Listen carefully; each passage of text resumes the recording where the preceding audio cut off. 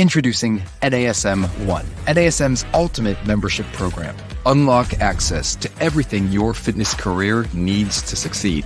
Unlimited CEUs, free courses, access to our premium app, and exclusive discounts, all for $35 a month. NASM One is best-in-class tools, cutting-edge certifications, confidence in your craft, and everything you do as a personal trainer made easy, so we can achieve our greatest goals together as one. You're listening to the NASM CPT Podcast with Richey, winner of the Share Care Emmy Award for Social Storytelling and the official podcast of the National Academy of Sports Medicine. Hey, y'all, and welcome to the NASM CPT Podcast. My name is Richey, and today, as we're speaking, it is the beginning of January. It's January 2nd, and, there are a lot of wonderful things going on in the new year, and one of those things that seems to have been shot down a lot is the idea of making New Year resolutions. And I'm coming to you today to make a case for creating a New Year's resolution. And I believe that the resolution has an importance to us. Now, I will say that we're talking about this on a CPT podcast because we're considering this in light of our clients, in light of exercise and physical activity and being more active throughout our days and our lifestyles and getting the workout in and people showing up and getting gym memberships and therefore more people in the pool of members to be able to pitch our personal training to. So there's a purpose and a place for this, but I think it's very important to state that we want people to want to be more fit. We want people to shift their lives into a healthier, fitter, more physically active version of themselves, especially and particularly the people who are not that. And so for us, the New Year resolution is actually very important.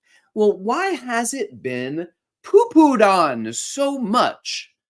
And the reason why is because generally people do not do well with their New Year's resolutions. In fact, there is an 80% failure rate. There's an 80% failure rate when it comes to the New Year's resolutions. And when people are making these, we have all sorts of information and data when it comes to surveys as to the stick-with-itness of the New Year resolution. And it's generally incredibly unsuccessful. And yet, when you look at this, there's an argument to be made. And Katie Milkman, in her book, How to Change, the Science of Getting from Where You Are to Where You Want to Be. It is a great book on the idea of motivation, on the idea of change. In fact, the foreword of the book is written by another giant in the space, Angela Duckworth. And if you have not read her book, Grit, let me commend that to you. I encourage you to go for it and get it. But Katie Milkman in her book talks about the importance of fresh starts. People are more successful when it comes to fresh starts. And people that tend to stick with things tend to do it better, tend to be more successful when there is a fresh start. For example, a New Year resolution. For example, a birthday. Another example is moving. There is a big move, and when I move, I'm gonna be this new person in this new place. My daughter in particular, in a new school, if I just went to a new school, I would have a different experience. Change schools, different experience.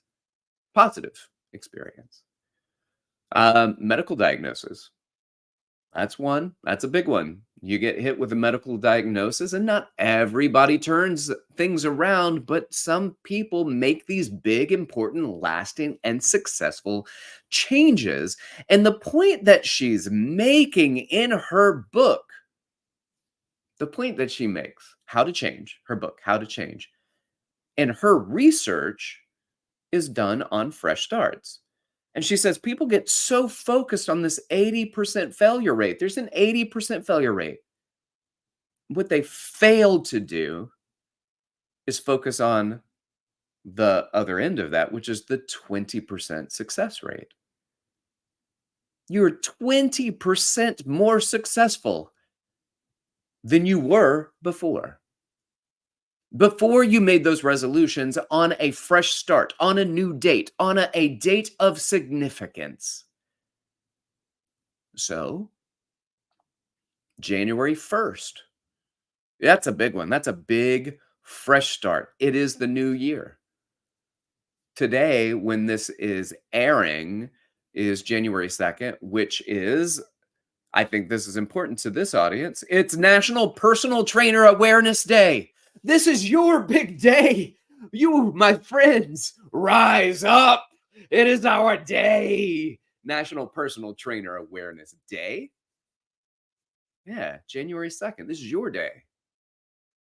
Take advantage of it. But take advantage of it knowing that people are going to reach out to you that don't really want to reach out to you. They want the outcomes. They don't want the work in general. And how do you support them? Not just punish them and beat them up and show them like this is the hard work that's going to help you get to your goals. Because the goal isn't to be hurt. The goal isn't to ache. The goal isn't to be incapacitated. The goal, same thing, you're not going to help them get to their goals today.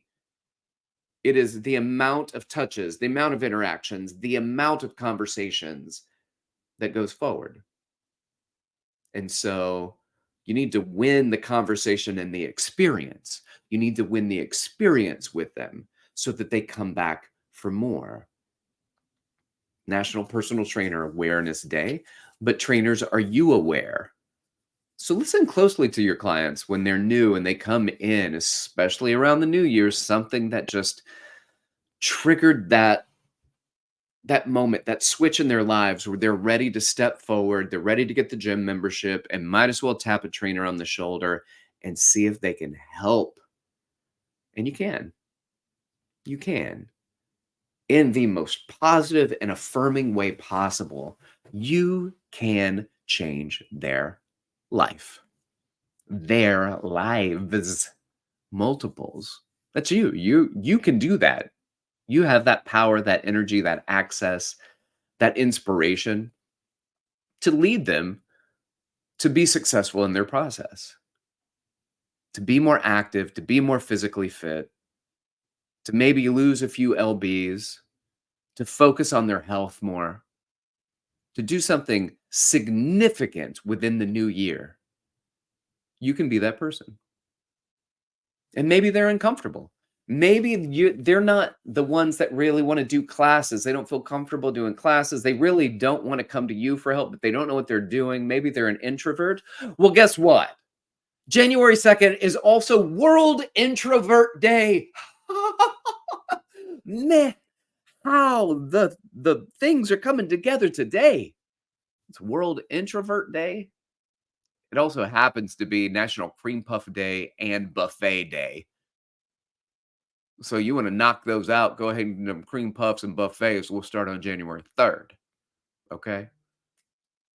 But there's always something, right? There's always, I want to do this January 1st, but what about this? Something comes up, birthday. Oh, what about this? It's too cold. Don't want to go to the gym. Oh, what about this? I'm busy. I have a work thing, got a work function. My kids have this. My spouse has this. I've got to watch this. I can't. Well, the biggest issue with this as we go into the New Year resolution is not so much, it's you cannot focus on your can'ts. You cannot focus on your can'ts. The goal as we make this case for a New Year's resolution is to focus on your cans, to focus on what you can do. And The one thing that is good is that, let's say you start training somebody in the middle of March or the end of March, and you're like, I want them to have a fresh start, but we need to connect it to something. You can.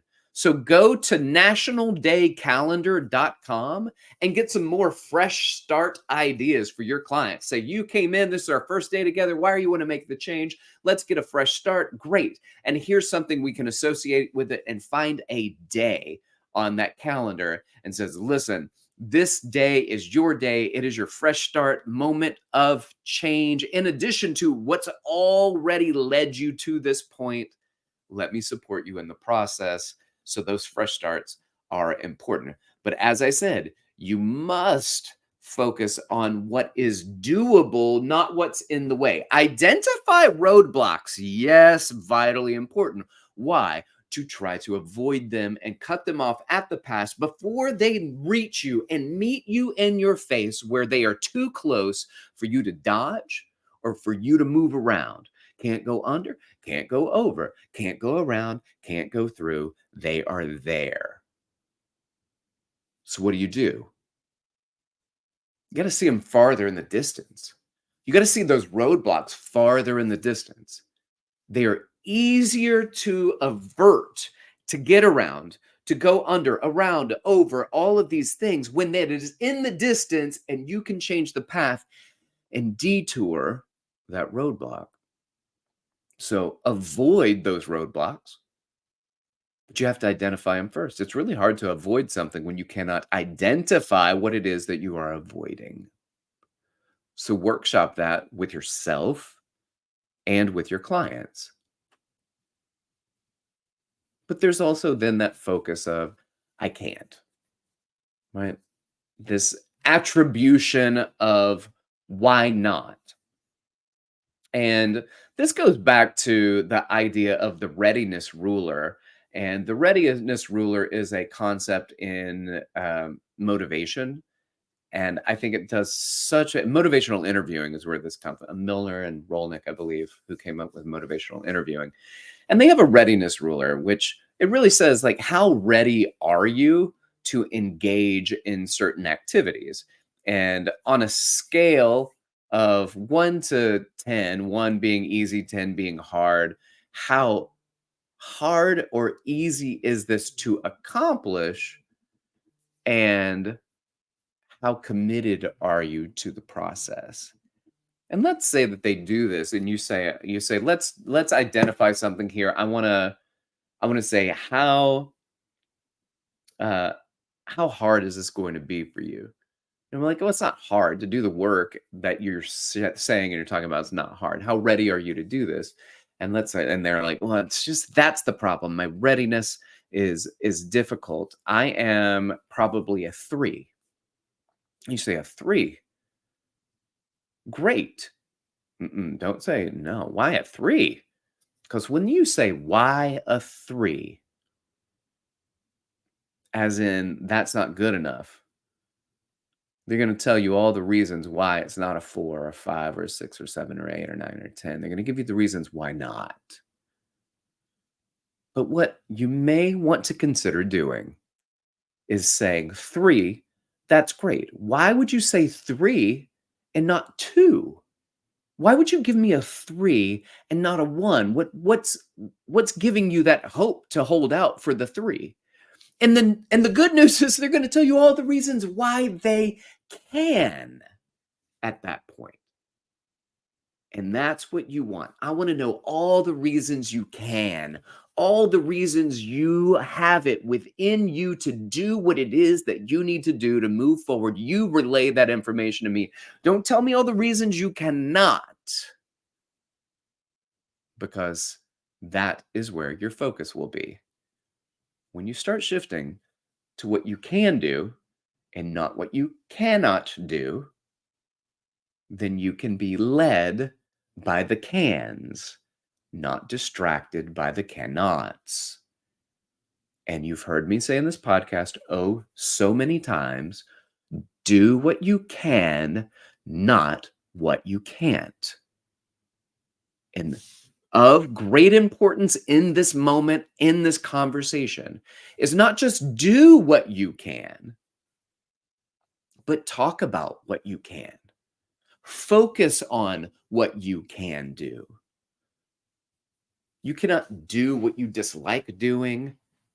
You cannot do the amount of time of exercise that you dislike. I like I think about this as one that Fabio Camana brought up to me. He said, what about flossing? Like, people hate flossing. Like, people hate exercise many times. They just know you need to do it. Flossing, you know you need to do it. Well, exercise, what if somebody said you need to floss, but you have to do it for an hour every day or an hour 3 days a week at the gym? It's hard. It's hard for people to floss for 3 minutes, much less an hour. So if you look at that when it comes to exercise, that's challenging. That's awful. That's an awful, daunting feeling. But the sessions are an hour. Well, don't work out for an hour. Coach for 40 minutes. Prep for 40 minutes. If you can do a 30-minute session, do 30-minute sessions. But do what you can, not what you can't, and encourage them to do what they can, not what they can't. And don't let them say, well, if I only come in and do 15 minutes of something, that's not enough to get anywhere. That is enough to prepare you for change. I used to have a company called the Daily Move Challenge, and it was an online workout, 5 minutes a day. You could option for 5 additional minutes every day if you wanted to. And it was a 6-week every day for 5-minute workout. And all you did was sign up to do 5 minutes every day, because it wasn't what you were going to be able to get from the 5 minutes every day physically. It was in part that, but it was what that 5 minutes allowed you to do when it came to allotting time. 5 minutes every single day. It wasn't something, but it did change behaviors. And that was big. Give a little bit of something every day. Because my other thing that I say, I got 2 solid gold ones here. Do what you can, not what you can't. And a little bit of something is better than a whole lot of nothing. So piece by piece, we put this together. We don't come in and say, hey, this is you. We're starting to work out now. I know you hate it. I know this is very difficult for you, but let's do 3 hours a week and overwhelm you so to ensure that you leave soon. No. I'm going to say, what is it that you can do? And when you're not with me, what are some small things that you can do that just increase your physical activity throughout the day? It's not whether or not you're breaking a sweat even necessarily. It is that you are moving towards change. And as you move towards change and you see change, and change is getting easier and you're more motivated to do more, that is the opposite of a downward spiral. That is what Barbara Fredrickson and her research refers to as an upward spiral. My favorite concept in the concepts of all positive psychology. Upward spirals are broadening and building, that you get a good base and you build on top of it. You get a good base and you build on top of it. I make a case for the New Year resolution. I think that people should do it. And so what if there's an 80% failure rate? If there's a 20% success rate? Because making 0 resolutions ensures a 100% failure rate. 20%, I give you a lot more credit than that. Thanks for listening. Y'all, I appreciate your time. Like, subscribe, share with your fitness friends and family, and help people to make those changes and those motivational choices, the resolutions that may or may not work, but keep making them and attach them to something of significance. And support yourself in the process, and don't think that all of that change needs to be made today. It needs to be made in this workout. It takes some time to get to where we're going. And the biggest challenge isn't whether or not you get to where you're going. The biggest challenge is whether you cut them off by providing too much to do early on. Now, they may say, this is not enough. I need to do more. And that's fine. If they can, they can add in more, but they should bring that to you and encourage them and say, hey, this is what we're going to do. Let me know if we can push harder. Let me know if we can do more. Let me know how you feel after this workout. But we're not going to go hard in the paint right now. It's your first time working out in ages. It's your first time getting into the gym in a long time. So let's get there and do what we can.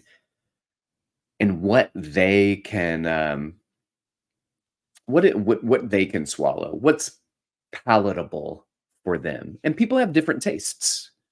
People have different abilities, and some people can push really hard from the jump, and some people need that guidance and that support and that process that you can provide them as a professional. So continue to do that and inspire people to fitness as you beautiful CPTs do. That's the gig. That's the job. Keep the inspiration going. If you want to reach out to me in this wonderful new year, please do so. Hit me up.